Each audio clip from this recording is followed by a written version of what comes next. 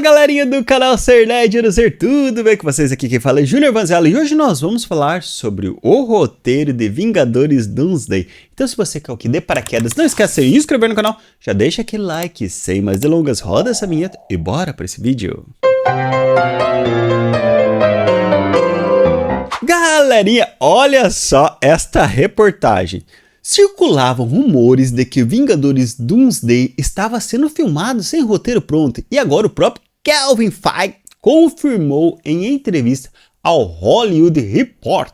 Ele disse que o roteiro é escrito e revisado todos os dias de filmagem e que isso faz parte do processo. Segundo ele, os atores conhecem tão bem os personagens que isso abre espaço para muito improviso.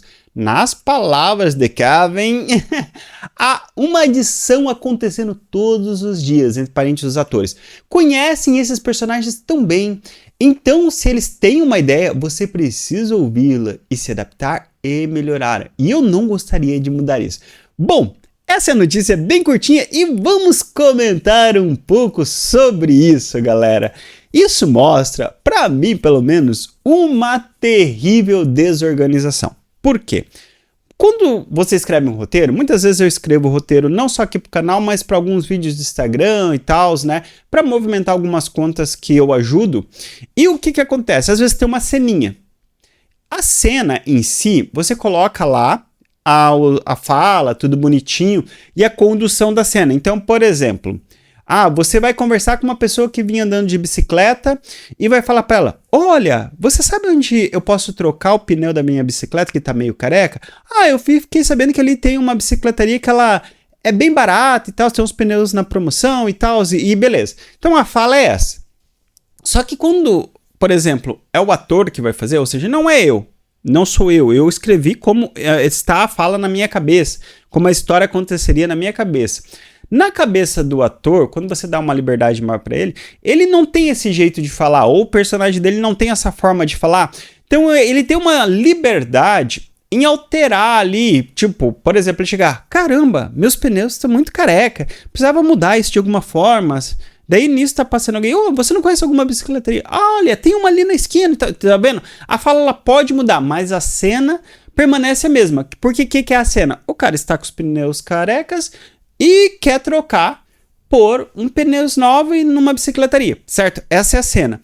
Então, sendo assim, eu sei o que acontece. Eu sei o que é o começo, independente de como as falas vão rolar. Sendo assim, se existe uma trajetória na história, é muito possível que isso funcione, exatamente devido à própria liberdade que o Downey Jr. tinha com o personagem dele, porque ele inventava muita história ali no meio das coisas. Então, talvez eles quiseram trazer isso, essa liberdade para os outros atores, e que possivelmente pode funcionar se eles tiverem o mesmo talento do Downey Jr. Evidente que nem todo mundo tem o mesmo carisma, enfim, vocês sabem como funciona isso.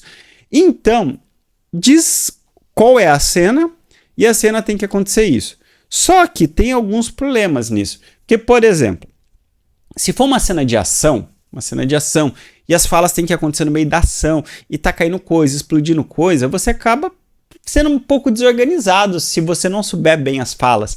Então, alguma coisa assim que você precisa filmar e precisa ser muito exato, porque coincide com uma explosão, ou é uma piada que o roteirista ali escreveu. Deus sabe que a Marvel tem piada que não acaba mais, Jesus amado. Imagine. Agora, assim, o que não pode é não seguir nada do roteiro. Por exemplo, o cara colocou a fala lá e o ator simplesmente ignora essa fala, o roteirista que se exploda. Imagine se a moda pega e fica lá 20 comediantes, cada um com a sua linguagem. Cara, isso dá problema. Isso dá problema. Porque o filme ele vai virar uma coxa de retalho. Você não consegue pegar e costurar essas falas. Porque imagine, cada um tem um jeito de fazer humor ali. Cada um tem um jeito de falar. Cada um tem um jeito de conduzir a sua fala. Agora, imagine, por exemplo, o Downey Jr. faz humor no estilo, não sei o que lá, Lula Molusco. Daí o outro ator que tem uma outra referência faz um humor de outro jeito. E na cabeça dos dois aquilo funciona.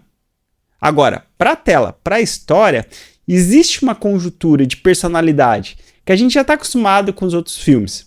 isso que começa a gerar a desordem, porque vira aquele roteiro meio Frankenstein. E é horrível isso para quem assiste, porque você começa a ver aquela coxa de retalho, aquela coisa assim, porque o roteiro ele serve também para não ter furos.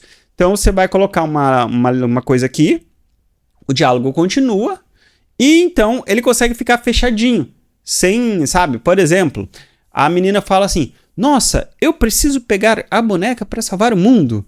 E daí numa outra cena, um ator fala, caramba, sem o cachorro não dá para salvar o mundo, precisamos pegar o cachorro, tá entendendo? Então, claro que tô dando um exemplo muito exagerado, mas é basicamente isso, é você fazer as cenas fechadinhas, porque nem tudo é gravado junto, nem todo mundo assiste a cena de todo mundo. E no final sobra para quem? Pro diretor, editor ali montar todo o esquema. Às vezes eu fico até imaginando se o ator, de certa forma, ele sabe o resultado final do filme. Porque dependendo como você grava as cenas e ordena essas cenas, muda completamente o estilo do filme. Por exemplo, uma vez eu fiz uma experiência, eu cheguei a fazer 6 meses de uma disciplina de cinema, porque eu estava pensando em fazer um mestrado em cinema e coisas assim, sabe? E tinha um filme que a professora passou, que era ali sobre a Segunda Guerra, e era um filme bem antigo mesmo. E ele tinha uma música muito característica, uma música meio moderna, assim, que ela é meio sem pé, sem cabeça, sabe? Assim, ela é feia, né? É feia. Ela existe uma lógica dela, mas ela é feia de forma geral. Só que dava o tom pro filme. Aquela música estranha, cada instrumento tocando num lugar, um negócio mais ou menos assim, meio parecia que não afinava, ele dava o tom do filme, que falava sobre a Segunda Guerra. Interessante que se eu pegasse essa mesma cena e trocasse a trilha sonora, ela virava uma outra coisa. Vocês já devem ter visto aquela ceninha do Gandalf, que ele encontra o Frodo, daí tem a cena do filme, né, que o Frodo lá tá na cama e tal, e daí eles trocam pra aquela música, que daí dá uma outra característica. Fizeram já a mesma coisa com a cena do Bruce Lee. Com certeza vocês já viram esse meme. Como que a trilha sonora, ela muda. E a gente tá falando de um único aspecto, que é a trilha sonora. Somente a trilha sonora, ela pode mudar todo o sentido de uma cena. Agora, imagine quando você troca realmente as cenas, as falas, como que se fica. Então, por exemplo, gravou lá, vem pro diretor, bom, essa cena fica melhor que isso aqui. Outro exemplo disso é o Liga da Justiça, Snyder Cut. Se você assiste a primeira versão ali, que é a versão mais colorida, né, Henry Cavill sem bigode, aquela coisa toda, você vai ver que a história não é tão fechadinha quando você vai pro Snyder Cut. Você tá entendendo? Então, faz muita diferença. Então, na ideia do ator, com certeza ele não consegue ver o plano geral se ele recebeu só as cenas dele. Tá entendendo? Então, para isso serve o roteiro, para deixar tudo isso amarrado, tudo isso grudado, tudo isso muito bem fechado. E ao apontar essa desordem total, onde os atores falam que quer, passam por cima do roteirista, passam por cima do diretor, né? Porque provavelmente isso deve acontecer. Cara, fica muito difícil trabalhar com essa equipe. E assim, eu não tô dizendo que não tenha diretor que seja um tremendo FDP, porque a gente sabe que tem pessoas e pessoas. Só que se existe uma ordem, e eu não digo nem que é de importância, porque é evidente que um ator é muito mais importante que um diretor. É a cara dele que leva o filme pra frente, certo? Ponto. Agora, existe uma hierarquia neste caso, porque alguém precisa organizar essa jossa. Tá ligado? Não dá pra você pegar e simplesmente cada um filme o que quer e depois o editor que se lasque. Isso gera muitos problemas, porque, cara, se já vem da edição, da gravação ruim, não há edição que salve. Eu falo isso porque eu trabalho com áudio.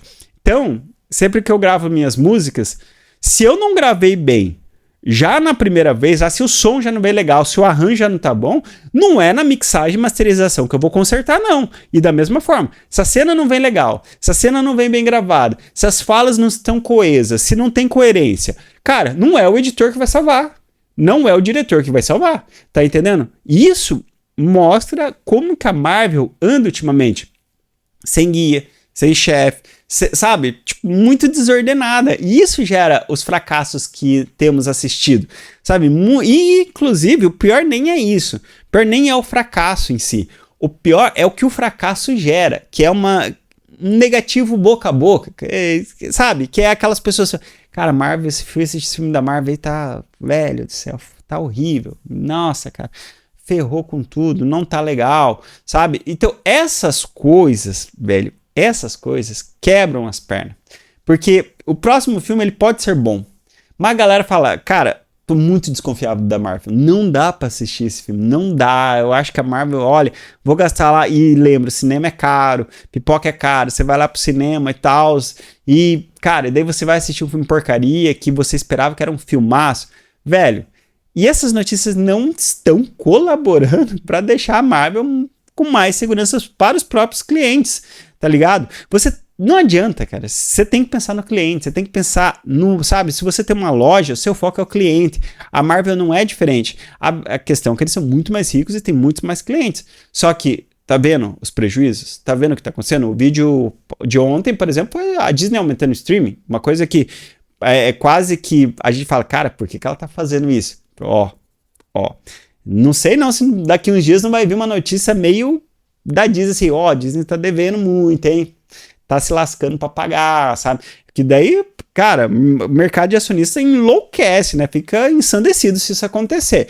Bom, falei demais, mas agora eu quero saber de vocês. Contem aqui para mim nos comentários o que vocês acham dessa bagunça que está rolando na Marvel. E um beijo e até o próximo vídeo.